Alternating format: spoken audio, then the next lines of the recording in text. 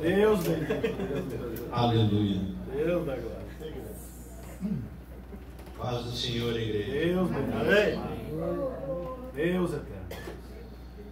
Ele está saudando aqui o nosso pastor Márcio, nosso pastor Ormar, na presença do meu companheiro de ministério, o pastor Wagner, os demais obreiros e a igreja, paz do Senhor. Irmãos,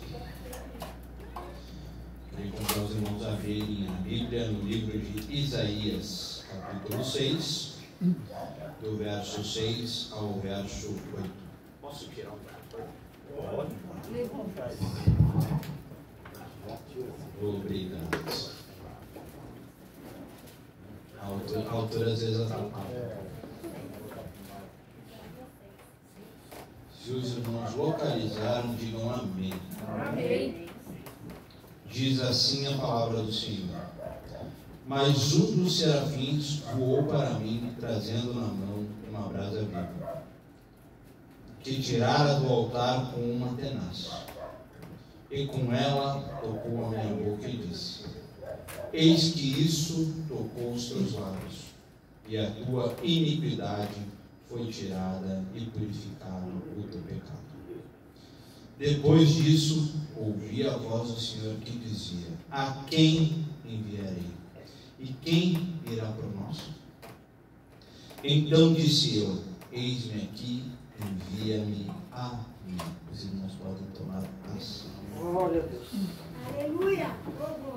Os irmãos conhecem a história de Isaías, né? Isaías foi um vaso escolhido. Assim como todos nós que aqui estamos, somos vasos escolhidos. Porém, Deus vem ministrando esse texto no meu coração já faz uns dias. Fui convidado a fazer uma leitura da palavra introdutória no culto de jovens na Central. E eu orei ao Senhor e perguntei para Ele qual seria, né, a palavra que Ele gostaria que eu alçasse aos jovens, e foi essa palavra que Ele me deu. Da mesma forma, quando recebi o convite do irmão Wagner para estar pregando aqui hoje, ministrando, eu orei ao Senhor e perguntei para o Senhor: qual a palavra que Tu queres que eu ministre à Tua igreja, né? O que queres que eu entregue da Tua parte para a igreja? E Ele me deu a mesma palavra. E aí eu fui, né? A gente se prepara, né? Jejua, ora, tenta entender qual o propósito de Deus para com a igreja e para comigo. Primeiro a palavra me confronta e depois eu discerno e faço o esboço sobre ela. Mas Deus tem falado muito comigo sobre disponibilidade. Estarmos disponíveis para a obra. Eu escuto muitos, não que eu seja um obreiro velho, né? Um obreiro TI. Eu estou aqui, eu sou sementinha perto da grande maioria dos obreiros que aqui estão. Eu sou uma semente. Tenho meu ministério aí faz 7 anos. 6. 7 vai fazer em março do ano que vem. E Deus tem abrido várias portas. E a gente acompanha muito, principalmente eu que trabalho bastante com a parte de adolescentes e a parte de jovens, a gente escuta muito: ah, mas eu não sou usado. Ah, mas eu não tenho um espaço. E eu converso muito sobre isso, mas que espaço? Por quê? Ah, eu queria... Ah, mas para te ter um espaço, precisa estar disponível. O quanto a gente está disponível a abrir mão do que é do mundo para fazer aquilo que é de Deus. Deus bendito. O quanto a gente está disponível em abdicar aquilo que é do mundo para fazer aquilo que é de Deus. E aí Deus me falou.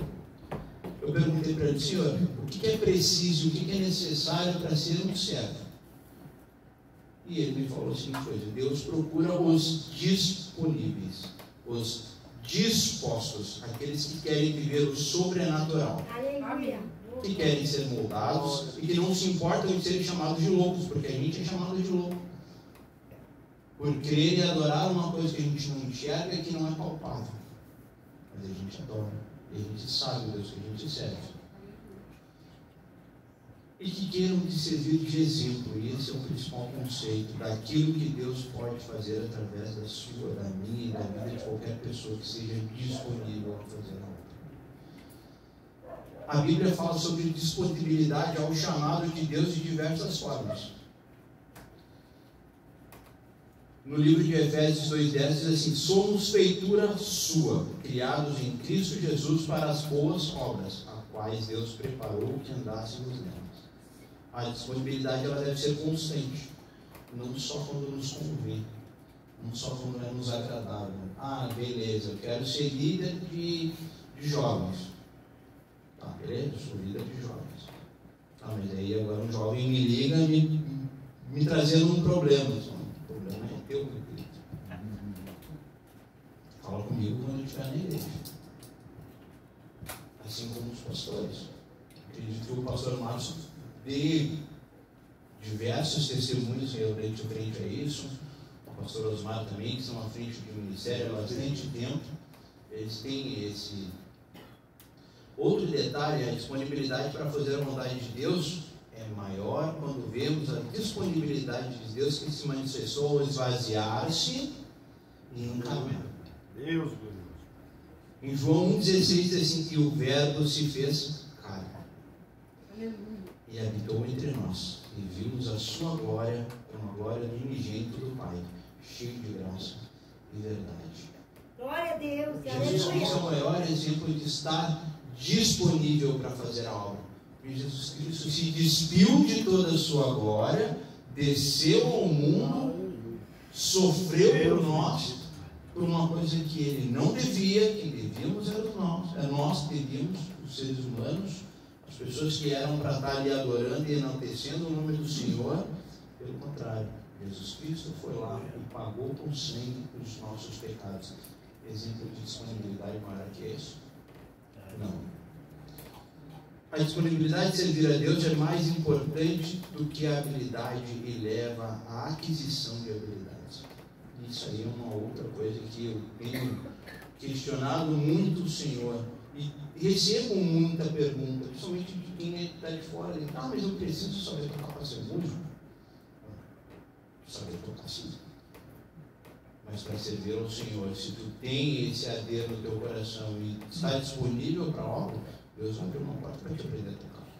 Deus bendito. E aí tu tem que estar disponível a estudar, para depois servir. O servo ele se prepara, o servo ele não é só servo. Para servir a água, tu tem que aprender a carregar a bandeja. Tu tem que aprender a ter equilíbrio. Não é só simplesmente poder servir a água. Para isso a gente precisa de habilidade. Deus Às vezes a gente não tem. Deus. Às vezes a gente é desastrado. Mas Deus nos dá habilidade. E Jesus disse, em Mateus 4,19: sigam-me e eu lhe farei pescadores de homens. Glória a Deus. Nessa parte aqui, ele estava lá, no barco, pregando, afastou o barco, Pedro, Tiago e João deixaram a rede lá vazia, Jesus estava do outro lado, deixaram um monte de peixe, o barco quase virou. Eles eram evangelistas? Não. Eles eram pescadores. Deus. Eles sabiam falar com as pessoas? Não. Eles sabiam pescar peixe. Glória a Deus. Aleluia. Eles sabiam exercer aquela função que eles escolheram por aptidão. Deus moldou eles e transformou eles em evangelizadores. Deus bendito. Deus colocou eles na missão. Glória a É um Deus. culto de missão. Aleluia. Oh, glória. Um culto de missão. Deus bendito. Qual é a nossa função? Nossa missão como crente é levar o Evangelho até os confins da terra. A toda e Deus qualquer glorioso, Deus criatura. poderoso. Eu vi o irmão Wagner falando do irmão que está lá. Olha, Deus trabalhando na estratégia. Aleluia. Bom, Oh, glória. ele por si só, com a força dele, não consegue atrair as pessoas. O que a gente tem uma necessidade? A ocasião e a necessidade. O que Deus faz? Deus tem uma estratégia. Eu não consigo juntar pessoas com a palavra. Se eu abrir uma igreja aqui, os vizinhos reclamam por causa do barulho. Então eu não vou conseguir difundir a palavra. Houve a necessidade das pessoas terem um local e Deus dizer para eles: ó, o seguinte, é aqui é a hora. E como é que a gente, como crente, consegue fazer missão? Ninguém faz missão. Precisa estar em outro estado, em outro país, em outro planeta para fazer missão? Dentro de casa. Dentro de casa. Para quantos familiares a gente falou de Jesus? Deus. Você fala, você está fazendo missão. Você está evangelizando. Não precisa sair fora do teu eixo. E às vezes, para evangelizar, não precisamos nem falar de Jesus. Eles enxergam, como Jesus disse, aqui. Sigam-me, eu me farei pescadores de homens. Aleluia. Então, pelas nossas atitudes, pelo nosso comportamento, pelo nosso exemplo, como marido, como esposa, como filho, como servo, como a gente respeita a hierarquia dentro da igreja, fora da igreja principalmente, quais são os nossos andares, com quem que a gente se relaciona, quais os ambientes que a gente se insere, tudo isso é missão. Quando a gente deixa a gente abre mão de alguma coisa que o mundo está acostumado a te ver fazer, eles enxergam que tem alguma coisa diferente na tua vida. E eles vão te perguntar o porquê que isso está acontecendo. Eu tenho um testemunho sobre isso. Deus bendito. A gente tem um primo e ele diz que só acredita que eu aceitei Jesus porque eu parei de beber.